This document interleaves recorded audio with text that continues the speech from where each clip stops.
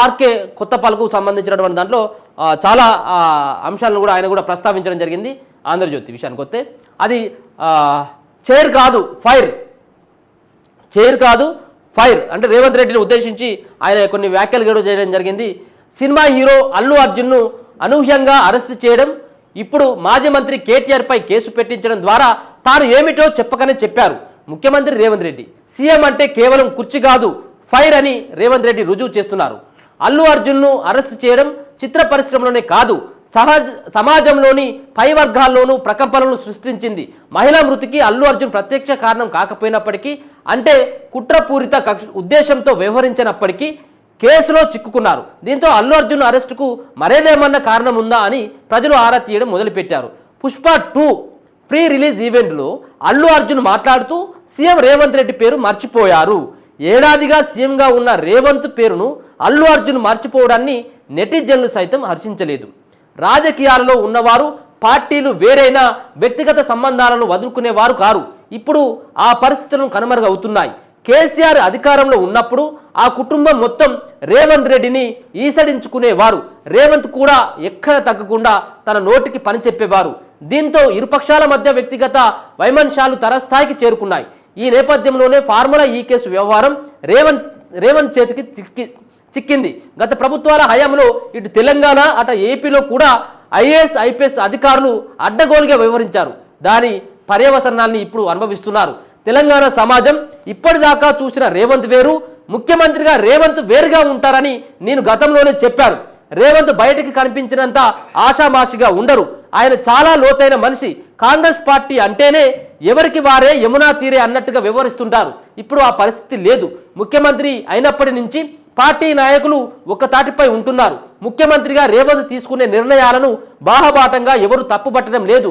రాజకీయ ప్రత్యర్థుల కట్టడికి ఏం చేయబోతున్నది బయటికి పొక్కకుండా రేవంత్ గుమ్మానంగా వ్యవహరిస్తున్నారు. ఔటర్ రింగ్ రోడ్డు వ్యవహారంపై సిట్ దర్యాప్తునకు ఆదేశిస్తున్నట్లు శుక్రవారం నాడు ఆయన ఉన్నపలంగా ప్రకటించారు. కాంగ్రెస్ పార్టీలో నిర్ణయాలు ఇంత గోప్యంగా తీసుకోవడం అసాధారణం.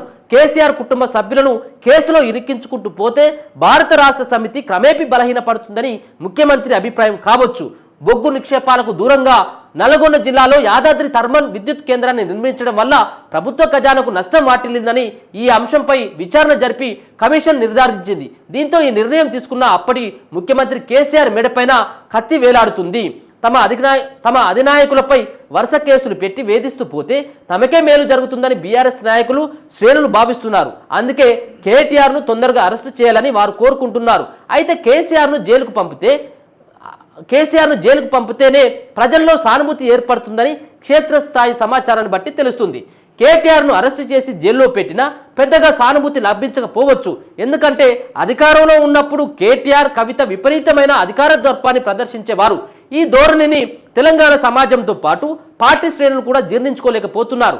కేసీఆర్ కూడా అహంభావం ప్రదర్శించినప్పటికీ తెలంగాణ రాష్ట్రం సాధించిన నేతగా ప్రజల్లో ఆయన పట్ల ఇప్పటికీ సానుకూలత ఉంది. ఈ కారణంగానే కేసీఆర్ను టచ్ చేస్తే మాత్రం ప్రజల్లో సానుభూతి ఏర్పడుతుంది. తెలంగాణ రాష్ట్ర సమితిని భారత రాష్ట్ర సమితిగా మార్చిన నాటి నుంచే కేసీఆర్కు దరిద్రం పట్టుకున్నట్టుగా ఉంది. అధికారం కోల్పోయారు. కన్నబిడ్డలు జైలుకు పాలవుతున్నా ఏమీ చేయలేని నిస్సహాయిత స్థితిలో ఉన్నారు. తాను కక్ష కట్టి జైల్లో పెట్టించిన రేవంత్ రెడ్డి చేతిలో వరుస పరాభవాలను ఎదుర్కోవాల్సి రావడాన్ని మించిన విషాదం కేసీఆర్ జీవితంలో మరేమీ ఉండదు. రేవంత్ రెడ్డిని తక్కువగా అంచనా వేసి కష్టాలను కొని తెచ్చుకున్నారు. కేటీఆర్ను జైలుకు పంపడంతో లెక్క సరిపోయిందని ముఖ్యమంత్రి రేవంత్ సంతృప్తి చెందుతారా? తాను జైలు వెళ్లాల్సి రావడానికి ప్రధాన కారకుడైన కేసీఆర్ను కూడా అరెస్ట్ చేయించే వరకు వెళ్ళగలుగుతాడా అనేది మనం వేచి చూడాల్సినటువంటి అంశం. చాలా పాయింట్లను కూడా రాయడం జరిగింది.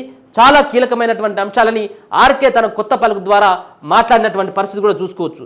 సో దీంట్లో కేటీఆర్ కవిత విషయానికి వచ్చినట్టయితే వీళ్ళని ఎవరు కూడా క్షమించరు. సరే ఎంతో కొంత ఆ ముసలాయన పైన ప్రేమాభిమానాలు ఉండొచ్చు జనాలకు, కానీ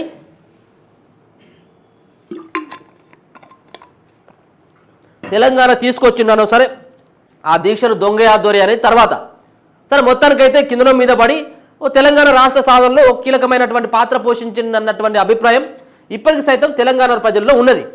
ఒకవేళ కనుక కేసీఆర్ని కనుక జైల్లో వేస్తే ఒక సానుభూతిపరమైనటువంటి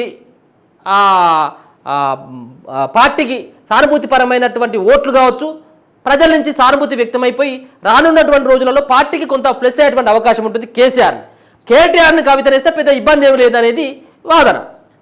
ఆల్రెడీ బిడ్డ జైలుకు పోయింది, కవిత ఉంది కొడుకు, కాబట్టి కొడుకు కేటీఆర్, ఎందుకంటే మనకు అందరికీ తెలుసు అధికారంలో ఉన్నప్పుడు కేసీఆర్ కంటే ఎక్కువగా నేనే ముఖ్యమంత్రి అన్నటువంటి తిరిగే కవిత, నేనే ముఖ్యమంత్రిని అని చెప్పేసి కేటీఆర్. వాళ్ళు చేసినటువంటి దందాలు మామూలు దందాలు కావు, వాళ్ళు చేసినటువంటి వ్యవహారాలు మామూలు వ్యవహారాలు కావు. వాళ్ళకు జైలుకు పోతే హర్షించేటువంటి వాళ్ళు బీఆర్ఎస్ పార్టీలో ఉన్నటువంటి నేతలు సైతం కూడా లాస్ట్కు హరీష్ రావు సైతం కూడా సంతోషం వ్యక్తం చేస్తాడు. సో దీంట్లో మనకు తెలిసినటువంటి హరీష్ రావుకు ఆల్రెడీ కేటీఆర్కి అసలే పడది, వీళ్ళ గ్రూపులు ఉంటే వీళ్ళ కథ ఉంటుంది అంతా. హరీష్ రావుని కేటీఆర్ ఏమన్నా కేటీఆర్ పైన ఏమన్నా ఇప్పుడు కేటీఆర్కి సంబంధించిన అరెస్ట్ వార్తలు వచ్చినట్టయితే అరెస్ట్ గ్రూప్లో ఫార్వర్డ్ అవుతాయి. హరీష్ రావు గ్రూప్లో హరీష్ రావుకి ఏమైనా ఏంటంటే ఇక్కడ అంటే కించపరుచుకున్నటువంటి విధంగా ఈ గ్రూపులలో వాట్సాప్ గ్రూపులలో ప్రచారం అవుతూ ఉంటాయి వీళ్ళు. సో వీళ్ళిద్దరికి ఎక్కడ కూడా పడదు, బావబామర్దులకి ఏదో పైకి అట్లా కలిసి ఉన్నట్టుగా ఉంటుంది కానీ లోపల వేరే ఉన్నది కథ అంతా. ఇక కవిత కంటే కవితకు అలాగే హరీష్ రావుకి పచ్చగడ్డేస్తే బగ్గు ఉంటుంది, అట్లా ఉంటుంది అన్నట్టు వాళ్ళ మధ్యలో. అందుకని చెప్పేసి కేటీఆర్ని అరెస్ట్ చేస్తే పెద్ద ఏం కాదు, అందుకోసమనే ఆచితూచి అడిగేస్తా ఉన్నాడు కేసీఆర్ విషయంలో. కేసీఆర్ని అరెస్ట్ చేస్తే ఒక పక్కన ఆ పార్టీకి లాభం ఉంటుంది, బీఆర్ఎస్ పార్టీకి లాభం ఉంటుంది, ప్రజల్లో కొంత వ్యతిరేకత వస్తుంది తన పైన అన్నటువంటి ఉద్దేశంతో కొంత ఆలస్యం చేస్తున్నట్టుగా అర్థమవుతా ఉన్నది. రెండో అంశానికి వచ్చినట్టు ఉంటే కేటీఆర్ ఖచ్చితంగా అరెస్ట్ చేస్తారన్నటువంటి భావనని ఆయన వ్యక్తపరుస్తూ ఉన్నాడు. రెండో అంశానికి వచ్చినట్టు ఉంటే గతంలో పిసిసి హోదాలో ఉన్నప్పుడు రేవంత్ రెడ్డిని అలాగే ఏ విధంగా హింసించిండో, ఏ విధంగా మభ్యపెట్టిండో, ఏ విధంగా ఇబ్బంది పెట్టేటువంటి ప్రయత్నం చేసిండో కల్వకుంట్ల ఫ్యామిలీ. సో ఆ విధమైనటువంటి ప్రతీకార చర్య ఏమైనా అన్నటువంటి ఉద్దేశాన్ని కూడా ఆర్కే తన యొక్క మాటలలో చెప్పడం జరిగింది. చైర్ కాదు అది ఫైర్. మరి రేవంత్ రెడ్డి ముఖ్యమంత్రి అయిన తర్వాత మరి ఆషామాషిగా ఉండడని చెప్పేసి గతంలో కూడా ఆయన మాట్లాడినటువంటి మాటలు కూడా ఆయన మరోసారి రిపీట్ చేయడం జరిగింది.